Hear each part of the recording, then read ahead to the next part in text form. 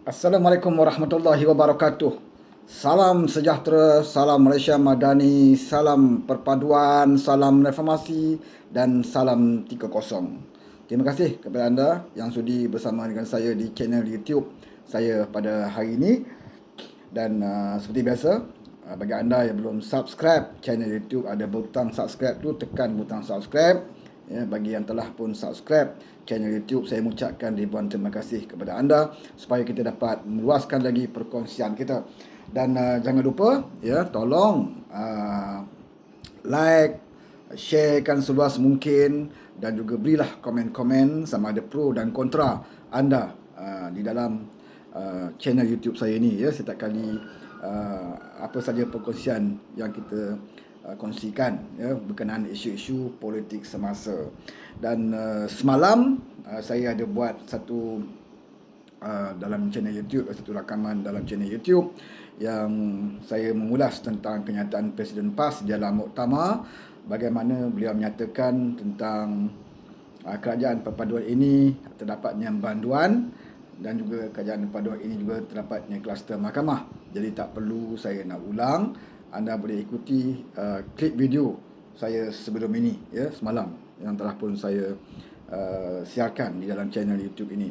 Dan hari ini kita satu perkara yang saya juga nak ulas tentang ucapan Presiden PAS juga, di mana beliau menyatakan mana mungkin PAS akan menyertai kerajaan perpaduan ini ya, selain daripada disebut tentang banduan, selain disebut tentang kluster mahkamah, yang saya pasti dia merujuk banduan itu adalah kepada PMX sendirilah, Datuk Seri Anwar Ibrahim, walaupun dia sendiri pernah menyatakan dan mengakui bahawa Datuk Seri Anwar Ibrahim itu adalah mangsa fitnah ya. Sebab itu dia sendiri mengeluarkan buku dulu ya, buku Kazaf, karangan beliau yang dikeluarkan khusus berkaitan dengan fitnah terhadap Datuk Seri Anwar Ibrahim. Tak apalah, itu dulu waktu dia berkawan ya. Jadi agama, prinsip agama itu ya, pada Haji Hadi dia boleh berubah ya, bila berkawan dengan dia, dia bolehlah keluarkan hukum ya untuk nak bantu kawan dia. Tetapi bila tidak bersama dengan dia, dia dah tidak pedulikan tentang hukum ini. Itu cara Hadi berpolitik dan kita tahulah rentak dia berpolitik. Tentang kluster mahkamah juga semalam saya dah ulas, di mana dia menyatakan kerajaan perpaduan ini ada kluster mahkamah, dan saya pasti dia merujuk kepada timbalan Perdana Menteri Zahid Hamidi ya. Walaupun Zahid Hamidi telah pun memohon DNAA-nya, pembebasan ya terhadap pertuduhan kepada beliau, dan dibenarkan bermakna kalau tidak ada bukti-bukti baru ataupun keterangan baru, maka beliau akan dibebaskan ya. Kalau ada, maka beliau akan dibicarakan semula, bermakna Zahid Hamidi belum dah mendapat pembebasan sepenuhnya. Seperti mana juga Syahidan Kasim, dalam kes dia mencabul budak sekolah tu ya, budak remaja tu, itu pun dibebaskan ya, tanpa dilepaskan ya. Dilepaskan tanpa dibebaskan. Hukum macam itulah. Bermakna kalau ada keterangan baru, bukti baru, maka boleh saja didakwa ya. Itulah keadaan dia.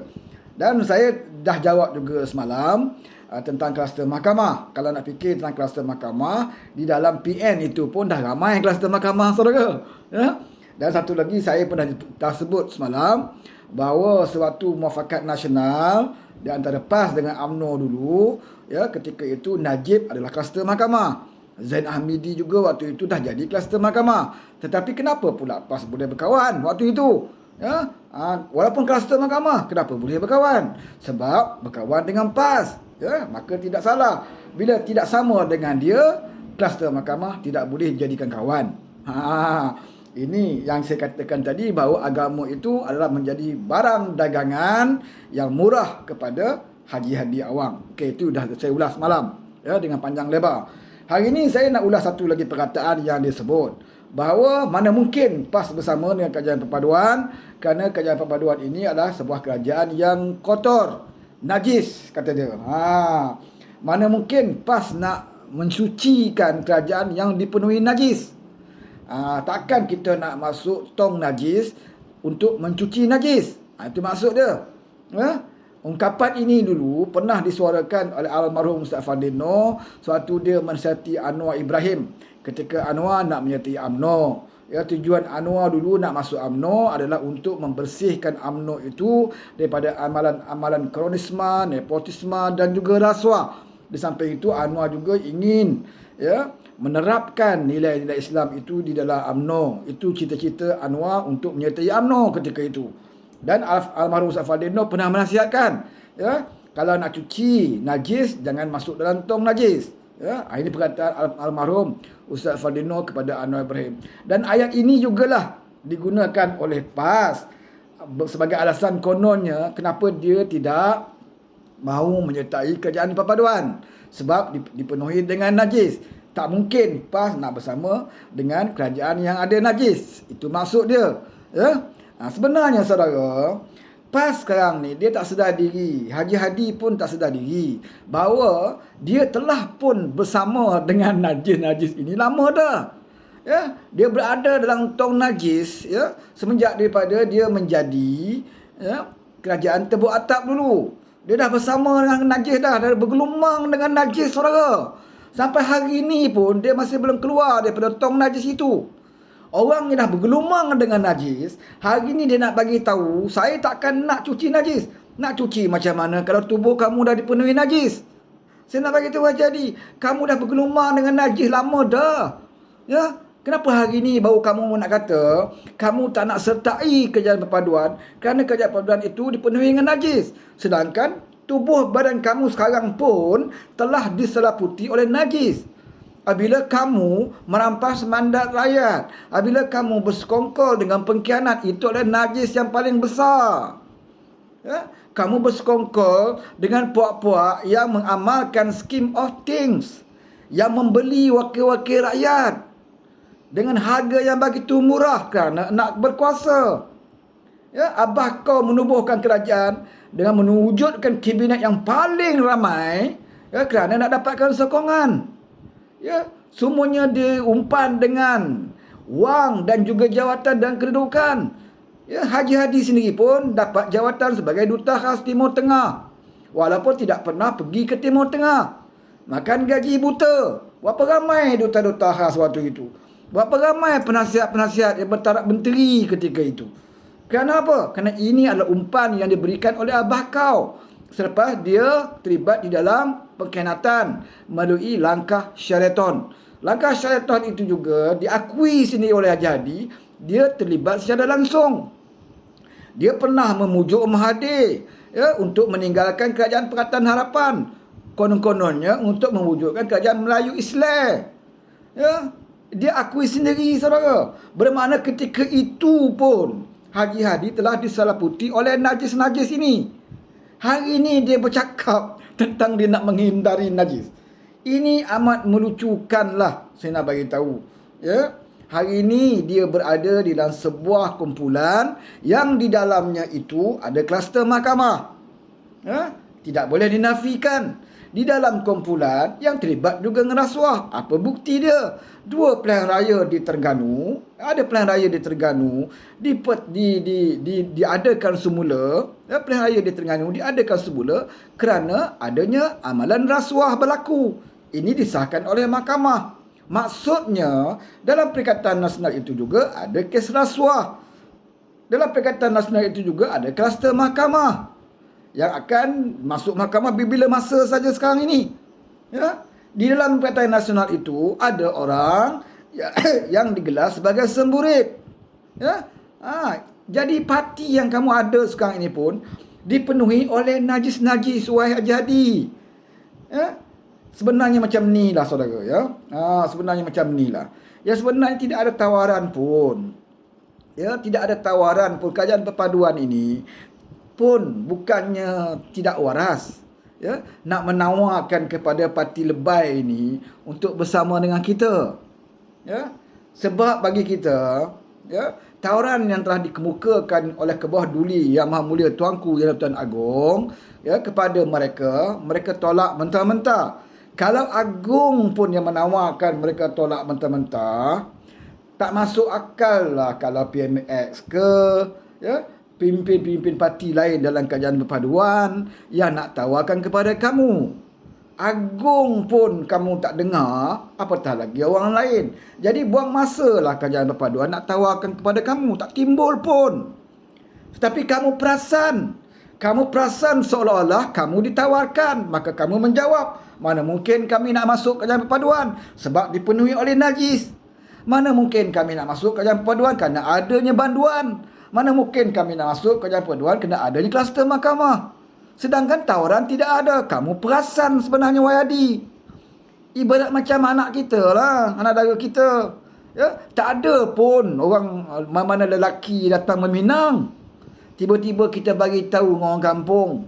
Ya, dekat warung-warung kedai kopi kita sibuk kat orang kampung. Oh, anak aku ni kalau nak anak dia, aku tak ingin dia ni sebab dia ni kaki judi. Aku tak nak dia ni sebab dia muka dia dia sengau sikit. Dia sengau sikit. Aku tak nak dia ni tak handsome. Aku tak nak dia ni bodoh, ya, tidak berpendidikan. Yang sebenarnya tak ada orang minta pun anak kau. Ya, tak ada orang minta pun dara kau. Yang kau perasan sangat cerita kat kedai-kedai kopi bahawa engkau tak nak bagi anak dara aku ini kepada si Anu. Sebab si Anu itu macam ni lah. Sedangkan si Anu tu pun tak pernah tanya pun, tak pernah merisik pun, jauh sekali nak meminang. Ya, itu dinamakan perasan. Ya. Jadi saya lihat Haji Hadi ni dah sampai ke peringkat yang teruk maksima meroyan dia saudara. Ya, sebab dia nak menghilangkan rasa malu dia. Dia dah malu saudara dengan para penyokong dia. Ya, selepas PRU yang dulu, ya, dia dah cakap, ya, satu dunia tahu. Dia cakap dengan wartawan, ya. Wartawan yang buat live waktu itu, ya, satu dunia dengar Haji Hadi sebut dah cukup jumlah. Lebih dari cukup, ya. Bila masa kena panggil istana. Ya. Sampai keluar-keluar kepala dia dekat cermin tingkap kereta tu nak menyatakan jumlah dah cukup. Ya. Maka wanaon pun bertakbir. Ya, sebab Haji Hadi kata cukup jumlah nak jadi kerajaan, walaupun pun bertakbir. Ya. Adalah di antara lebay-lebay di kampung-kampung ni dah berangan nak jadi ketua kampung. Ada lebay-lebay yang berangan nak jadi ahli majlis. Ada lebay-lebay yang berangan nak jadi pengurusi-pengurusi JLC. Ya, ada nak jadi setiausaha politik, ada nak jadi setiausaha macam-macam lah jawatan. Bila jadi kerajaan kan, ramai lah berangan, seronok. Ya, tiba-tiba tak jadi. Ya, tiba-tiba tak jadi kerajaan. Jadi Haji Hadi nak letak muka dia di mana? Nak letak maruah dia di mana? Selama ini dia dikenali sebagai orang yang tidak berbohong. Sebab dia ulama. Ulama itu pewaris Nabi. Ya. Dan penyokong-penyokong dia selalu sebut Haji Hadi ni orang yang kerap bermimpi jumpa Nabi. Takkanlah orang bermimpi jumpa Nabi nak berbohong. Ya. Oleh kerana dia nak cover kemaluannya itu, maka dia pun katalah, ya, kita sebenarnya boleh jadi kerajaan, tapi tak nak campur dalam kerajaan perpaduan itu. Sebab itu ada kluster mahkamah, di situ ada banduan, di situ ada macam-macam, ya, najis dan sebagainya. Ya, yang sebenarnya saudara, sebab itulah dalam ucapan dalam muktamar ni, lepas seorang lebay bercakap depan perwakilan mengatakan kita akan ambil alih Putrajaya dalam masa yang terdekat, ya, bagaimana Tuan Man sebut kita akan ambil masa yang terdekat. Taqiyuddin, ya, Setiausaha Agung PAS sendiri ulang balik benda yang sama, kita akan ambil kerajaan dalam masa yang terdekat. Haji Hadi pun sama. Semuanya membawa cerita-cerita dongeng yang nak diperdengarkan kepada perwakilan. Ya. Sebab itulah bila saya dengar Tuan Man berucap, bila dikatakan kita akan ambil alih Putrajaya dalam masa terdekat, saya tak dengar pun suara yang macam takbir yang kuat, ya, seperti biasa kelazimannya. Sebab apa saudara? Sebab masing-masing perwakilan pun fikir balik, ya, berapa kali kami nak ditipu. Ya. Dulu kata bulan Ogos, ya, dalam parlimen duk sebut Syahidan Kasim duk menjerit-jerit Ogos. Lepas itu diulang oleh beberapa pimpinan yang lain dalam pentah-pentah ceramah mereka. Tiba-tiba bulan Ogos, 30 Ogos tak ada, 31 Ogos tak ada, 32 Ogos tak ada, 33 Ogos tak ada, 40 Ogos tak juga muncul saudara. Ya? Lepas itu mereka berubah. Kita akan ambil alih kerajaan apabila kita memenangi 6 negeri. Ya, di dalam PRN, ya, terutamanya bila kita dapat tawan Selangor dan juga Pulau Pinang dan Negeri Sembilan, maka percayalah wahai walaun-walaunku bahawa aku akan ambil alih Putrajaya. Walaupun dari segi logiknya, ya, pilihan raya negeri tidak melibatkan tidak melibatkan kerajaan pusat, tetapi dia tahu walaon dia ramai yang jahil, juhala, ya. Sebab itu dia kata menang pihak raya negeri, kita ambil alih kerajaan. Jadi juhala ini bertakbir lagi sekali, ya. Setelah mereka bertakbir berkali-kali, mereka bertakbir lagi sekali, ya, sebab yakin takkanlah ulama menipu, kan, takkan lebay menipu. Maka tunggulah PRN. Bila PRN keputusan dia, ya, 3 negeri kekal bersama dengan PAS, 3 negeri kekal bersama dengan Kerajaan Perpaduan. Maka orang pun tunggu, apa cerita ni? Ya, dapat tak Kerajaan Perpaduan? Maka tak dapatlah jawapannya. Sebab dalam pilihan raya itu, walaupun mereka dapat menambah kursi, tapi mereka juga hilang deposit 18 calon mereka. Dalam parti Kerajaan Perpaduan tidak ada seorang pun hilang deposit. Di pihak mereka ada yang hilang deposit, 18 orang hilang deposit. Ya, tapi tak apalah saudara, ya. Tapi terbukti bahawa Kerajaan Persekutuan tidak dapat juga ditumbangkan selepas PRN. Maka mereka berjanji lagi, kita kena menang di PRK di Pulai. Kita kena menang, ya, PRK di Sipang Jeram. Kalau kita nak mengambil alih Putrajaya, maka sekali lagi walaon bertakbir. Ya, bertakbir sekali lagi. Maka dia kerahkan seluruh jentera-jentera, mujahidin dia, ya, unit-unit amal dan sebagainya untuk berkampung di Pulai, berkampung di Sipang Jeram, berjihad di sana. Sehingga kan fatwa dikeluarkan oleh Din Cirit, ya, mengatakan bahawa sesiapa yang mengundi Syazan Kayat, haram undi Syazan Kayat. Ya, haram. Masuk haram apa saudara? Haram ini kalau kita buat berdosa. Ya, itu haram. Maka sesiapa yang menyokong Syazan Kayat itu berdosa. Keluarlah, ya, daripada Syekh, ya, Tuan Guru Din Cirit, ya, dalam ucapannya. Begitu sekali untuk mendapatkan undi orang-orang Melayu di Johor. Sebab dia menyangkakan bahawa orang Melayu Islam di Johor, ya, sama jahilnya dengan di antara beberapa walaon mereka di Pantai Timur. Mereka menyangkakan begitu. Tetapi malangnya orang Johor ini adalah orang yang mempunyai, ya, moral, ya, mempunyai maruah mereka, dan mereka juga mempunyai ilmu agama yang benar. Mereka tahu mana satu politik, mereka tahu mana satu agama.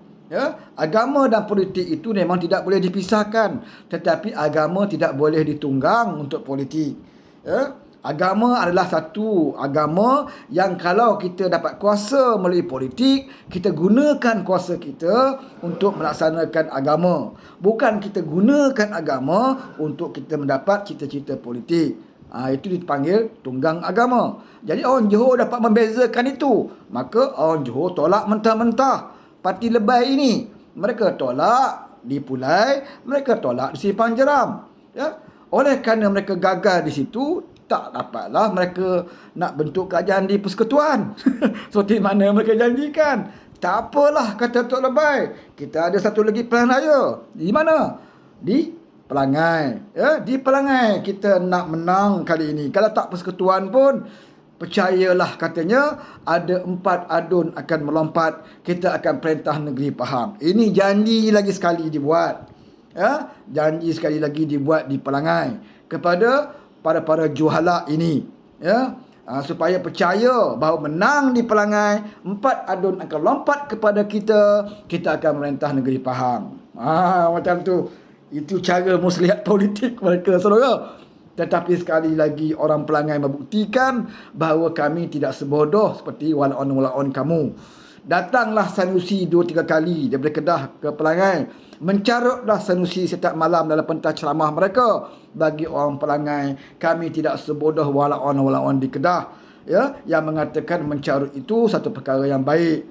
Ya, kepada Bapak Hang itu satu puji-pujian, itu di peringkat walaon di Kedah. Tetapi bagi kami di Pelangai, kami dididik dengan akhlak, adab, ya, dalam politik, ya, tahu membezakan bila berpolitik, tahu membezakan tentang adab dan juga akhlak, apatah lagi kita orang Islam.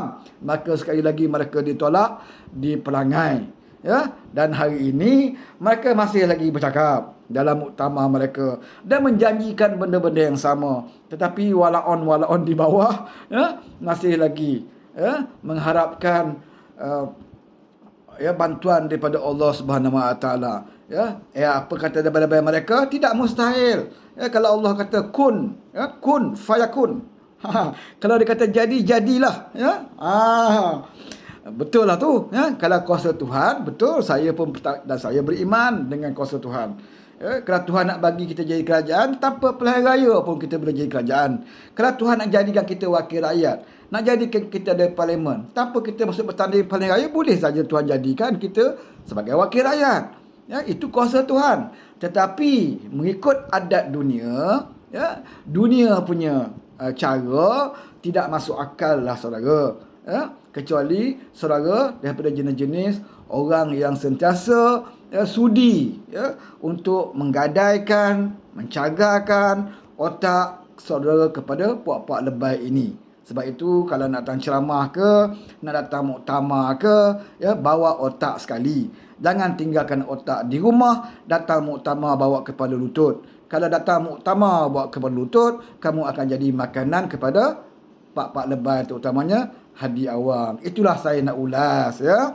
Sekian, wabillahi taufiq wal hidayah. Wassalamualaikum warahmatullahi wabarakatuh.